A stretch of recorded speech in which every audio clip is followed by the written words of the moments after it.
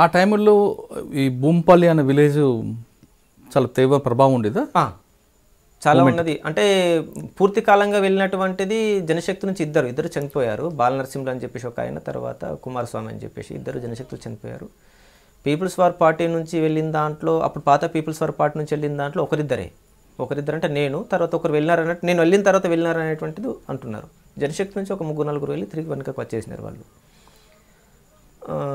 98లో నాకు తెలంగాణ జనసభ ఆవిర్భావం తర్వాత నేను వాటి మీటింగ్స్కి వెళ్ళాను. నేను అంటే ఘర్షణ స్టార్ట్ అయింది 95 నుంచి. నాకు చిన్నగా ఆలోచనలు స్టార్ట్ అయినాయి. అంటే రెగ్యులర్గా ఇంట్లో కూడా ఒక పొలిటికల్ డిస్కషన్స్ ఉండేవి. చిన్నాన్న కాంగ్రెస్ లీడరు, ఈ మధ్య కరోనాతో చనిపోయి నరసింహారెడ్డి అని చెప్పేసి అని, ఇంట్లో బాగా నాన్న, తాతయ్య, చుట్టాలు వీళ్ళందరూ కూడా రాజకీయాలు మాట్లాడుకునే వాళ్ళు. ఆ రాజకీయ నాలెడ్జ్ అనేటువంటిది కూడా నాకు ఉంది, పొలిటికల్ నాలెడ్జ్ సంబంధించినటువంటిది. ఇక పెరుగుతున్న కొద్దీ ఈ పార్టీ అవి అనేక రకాల, ఇప్పుడు చదువుకుంటప్పుడు కొంతమంది టీచర్ కావాలని, పోలీస్ ఆఫీసర్ కావాలని రకరకాల కళలు అంటూ ఉండేది. నాకు పోలీస్ కావాలని ఉండేది ఫస్ట్. తర్వాత 95 వచ్చేసరికి ఏంటంటే ఆ కళలు ఎగిరిపోయాయి. ఎక్కడ పేపర్లో చూసినా ఏందని చెప్పేసి అంటే పోలీసుల అత్యాచారాలు ఇవి అవి అనేటువంటి రకంగా ఉండేది. తర్వాత విప్లవోద్యమంలోకి వెళ్ళడం అనేటువంటి 98 తెలంగాణ జనసభ తర్వాత నాకు దాంట్లో నేను టీఎస్ఎఫ్లో పనిచేసాను, తెలంగాణ స్టూడెంట్ ఫెడరేషన్లో పనిచేశాను. మా ఆర్గనైజరు శ్రీనివాస్ రెడ్డి అని చెప్పేసి అని వరంగల్ డిస్టిక్, ఆయన ఆర్ఎస్లో పనిచేసేవాడు. దానికి జిల్లా కన్వీనర్గా కూడా తను ఉండేవాడు, కవర్ సంఘంకి పనిచేసేవాడు. అట్లాగే నేను తెలంగాణ జనసభ వెళ్ళి ప్రత్యేక తెలంగాణ, ప్రజాస్వామిక తెలంగాణ ఉండాలి అనే దగ్గర నుంచి, ప్రత్యేక తెలంగాణ కాదు ప్రజాస్వామిక తెలంగాణ ఉండాలనే దగ్గర నుంచి అట్లాగా యాక్టివ్ కార్యక్రమాలు చేశాను నేను. తర్వాత దాని నుంచి తను తెలంగాణ రావడము, తర్వాత కుటుంబాలు బాగుపడడం అనేటువంటిది సమాజంలో భాగం. అవి సమాజం మారకుండా తెలంగాణ రావడం ద్వారా ప్రజలు విముక్తి అయ్యేటువంటిది లేదు. నీ కుటుంబ సమస్యలు కావచ్చు, ఏ సమస్యలు కానీ వ్యవస్థ మారిన తర్వాతనే ఆటోమేటిక్గా అవి మారుతాయి తప్ప విడిగా అనేటువంటిది సాధ్యం కదా. దాంట్లో ఈ భాగంగానే ఉన్నాయి కుటుంబాలు అనేటువంటిది నాకు చిన్నగా క్లాసెస్ రూపంలో చెప్పిన తర్వాత అట్లాగే నేను ఆర్ఎస్లో జాయిన్ అయినాను. మా ఆర్గనైజరు చనిపోయాడు, ప్రసన్న అని, సొంత పేరు వెంకట్, అయినపూర్ సంబంధించినటువంటిది. తర్వాత కిరణ్ అని చెప్పేసి వెళ్ళిపోయాడు తను విప్లవోద్యమం నుంచి.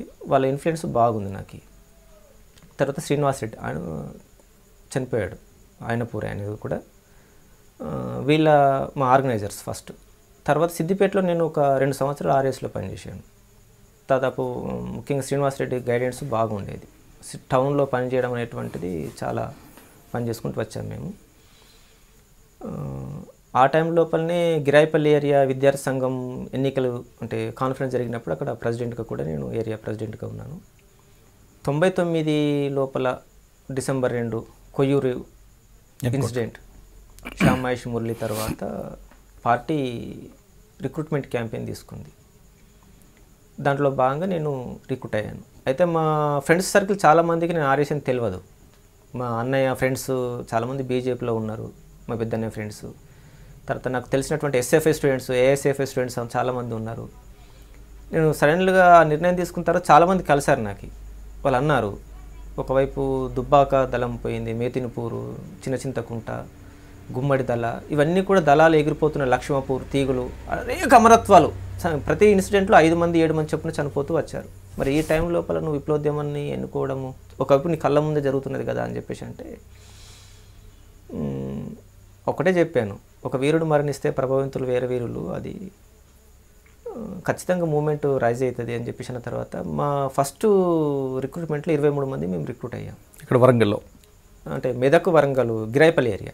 వరంగల్లో మీరు ఆ పార్టీలోకి వెళ్దాం నిర్ణయం తీసుకున్నప్పుడు మీ ఫ్రెండ్స్ కూడా చాలామంది విభేదించారని చెప్తున్నారు. అంటే అప్పటికే పార్టీ దళాలు అన్నీ తుడిచిపెట్టిపోవడం, ఆ సమయంలో మీరు వెళ్ళడం అనేది ఎంతవరకు భావ్యం అన్నప్పుడు మీరు పార్టీకి నమ్మి ఆ సిద్ధాంతాల కోసం వెళ్ళారు. వెళ్ళినప్పుడు పార్టీ మీకు ఏ విధంగా ఆహ్వానం పలికింది, మీకు ఏ బాధ్యత ఇచ్చింది? నేను పార్టీలోకి దాదాపు నాతో పాటు 23 మంది వచ్చారు. అంటే కొద్దిమంది ఫ్రెండ్స్ దగ్గర ఉన్నటువంటి క్లోజ్గా ఉన్నటువంటి వాళ్ళు కలిసినప్పుడు ఫాలో, అంటే చనిపోతున్నారు కదా, మావాడు కూడా చనిపోతారు కదా అనేటువంటిది ఒకటి ఉన్నది. కానీ ఉద్యమం అనేటువంటిది కష్టకాలాలు అనేటువంటివి ఉంటాయి. ప్రజలకు సమస్య ఉన్నంత కాలము యుద్ధం కంటిన్యూగా ఉంటుంది. సిద్ధాంతము పార్టీ మీద నమ్మకంతో పోయి గెలుస్తుందనే నమ్మకంతో పోయాం. అది ఒక దగ్గర ఇక్కడ దెబ్బ తినొచ్చు, కానీ సేమ్ టైం లోపల దండకార్యం ప్రాంతం లోపల ఉత్తర తెలంగాణ లోపల ఊవెత్తున ఎగిసేటప్పుడు పరిస్థితి ఆ టైంలో ఉన్నది. నేను అక్కడికి దళంకి వెళ్ళిన తర్వాత నాకు రైతుకుల సంఘం, అది విద్యార్థి సంఘం బాధ్యతలు అప్పచెప్పారు. మీరు గిరాయిపల్లి వెళ్ళానని చెప్తున్నారు. గిరాయిపల్లి అప్పటికో పెద్ద ఎన్కౌంటర్, పెద్ద స్తూపం, ఆ ఊరు అదొక భావజాలం. ఆ ఊరికి వెళ్ళిన తర్వాత ఒక స్పిరిట్ కనిపిస్తుంటుంది. దాన్ని మీరు ఏ విధంగా? నేను అప్పుడు స్తూపం అంటే మామూలుగా ఉండేది. ఇప్పుడు నేను పార్టీకి వెళ్ళిన తర్వాత స్తూపం పెద్దగా కట్టారు. అయితే నేను చనిపోయినటువంటి వాళ్ళ కుటుంబాలతో మాట్లాడలేదు, కానీ అక్కడ ఆ టైంలో ఉన్నటువంటి వాళ్ళతో మాట్లాడాము. మేము చెరువు ఉంటుంది, అక్కడే మేము దాదాపు క్యాంప్ కూడా ఒక 2 సందర్భాల్లో క్యాంపు కూడా వేసాం. నేను కొత్తగా వెళ్ళినప్పుడు అక్కడ మిలిటరీ క్యాంపెయిన్ స్తూపాలు ఒక ఇన్స్పిరేషన్ అనిపించేది. అక్కడ చాలామంది ఏజ్గా ఉన్నటువంటి ముసలిని అడిగినప్పుడు ఇక్కడ ఏ బిల్డింగ్లో పట్టుకున్నారు, ఎట్లా చిత్రహింసలు పెట్టారు, ఏందనేటువంటి విషయాలు చెప్పారన్నట్టు. అక్కడ వాళ్ళ పిల్లలు కూడా ఉద్యమంలో చనిపోయారు. చింతకుంట ఫైరింగ్లో రామచంద్రం అని చెప్పేసి ఒకరిని చనిపోయాడు. వాళ్ళ తండ్రి చాలా గొప్పగా చెప్పేవాడు అన్నట్టు. సిరిసినగండ్ల ఊరు నుంచి కూడా పార్టీలోకి నాతో పాటు రిక్రూట్ చనిపోయాడు. ఆయన కూడా సిరిసినగండ్ల భూస్వామి చంపిన తర్వాతనే ఇదంతా ఇన్సిడెంట్ జరిగింది. వాళ్ళు గొప్పగా చెప్పేవాళ్ళు వాళ్ళ కోసం. మీరు ఆ గిరాయిపల్లి నుండి తోగుట ఆ ప్రాంతం తిరిగారు ఎప్పుడైనా? తోగుట వైపు వెళ్ళలే.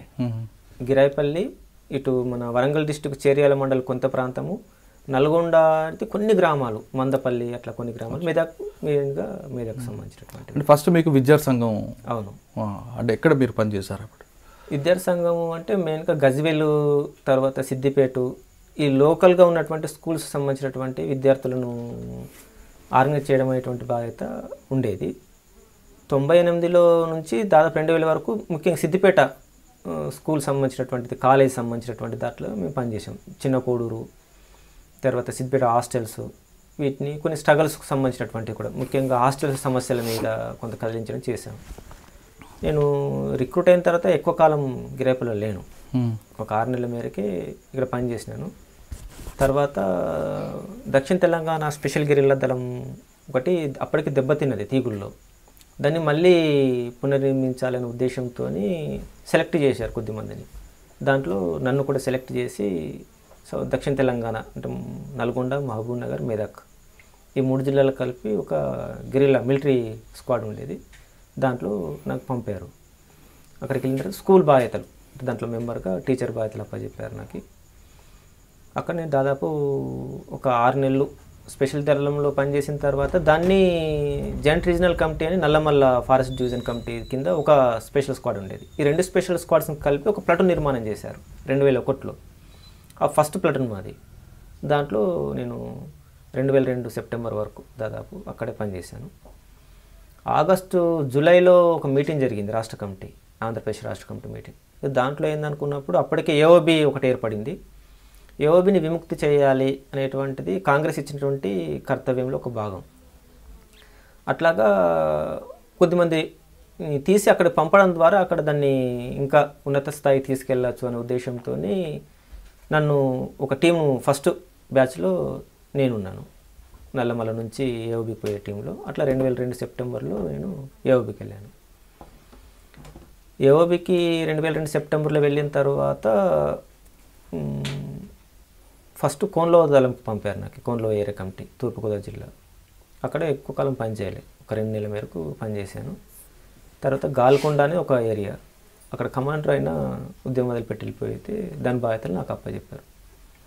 2003లో నేను కమాండర్ బాధ్యతలు, 2000లో రిక్రూట్ అయ్యాను, 2003లో కమాండర్ బాధ్యతలు అప్పచెప్పారు. ఒక నమ్మకం, చేయగలుగుతాడు అనే నమ్మకం మీద. ఈ ఆదివాసీ ప్రాంతం, భాష రాదు. ఒకటి తెలుగు ప్రాంతాల లోపల కూడా నా తెలుగు అర్థం కాదు. తెలంగాణ తెలుగుకి దానికి చాలా తేడా. తోలుకపోవడం అని ఇక్కడ అంటాం, అక్కడ తోలుకపోవడం అంటే ఎడ్లకు పశువులకే తోలుకపోవడం అంటారు తప్ప మనుషులకు అన్నారు. ఆ తెలుగు నేర్చుకోనికి చాలా టైం పట్టింది నాకు. అంటే అదే కాకుండా భౌగోళిక పరిస్థితులు కూడా తేడా. అయితే నాకు నల్లమల్ల ఒక బేస్, నల్లమల్ల కంటే అది బెటరు.